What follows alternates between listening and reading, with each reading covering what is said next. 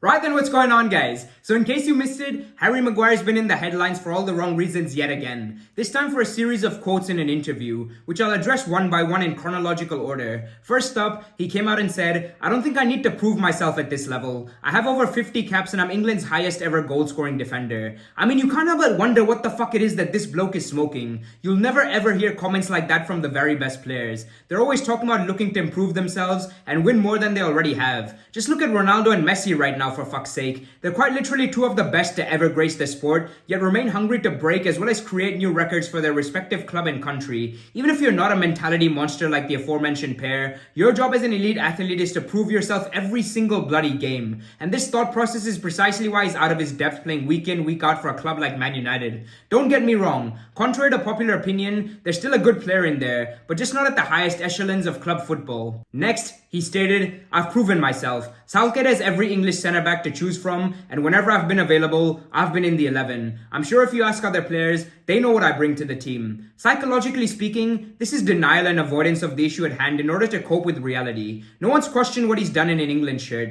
but a considerable proportion of the fan base want a younger and pacier defender so that the team can play a higher line and take the game to the opposition with all the talent they have in forward positions. Because right now the team's performances aren't exactly scintillating, all due to accommodating players like Maguire himself. Not to mention, this is the worst ever era of English centre-halves that anyone's ever seen. 15 years ago, you had a squad containing names like Rio Ferdinand, John Terry, Sol Campbell, Jonathan Woodgate, Ledley King, and Jamie Carragher, just to name a few. And I reckon the man on screen would be fortunate to even be sixth choice back in those days, so I'm not entirely sure why he's acting like it's an achievement that he happens to be one of the current managers' favourites. Moving on to Maguire's next quote, "I want to play every game for my club and country. I feel like I've proven I'm good enough to do that over these last 5 or 6 years. Again, he's being needlessly defensive and insecure here when really, a bit of humility was the need of the hour. Obviously, Maguire's been abused and memeified due to the lowest common denominator mentality that we so often get on apps like Twitter, whereby individuals, mostly faceless individuals might I add, latch onto whatever they think will get them likes and shares regardless of how inaccurate and or hurtful it might be. And I completely sympathize with him for that. However, let's be real, he's been dogshit for well over 2 years now, and pretending otherwise is no good for anyone, least so himself. His focus should instead be on figuring out why he's no longer part of the first choice centre-half pairing at United despite wearing the captain's armband,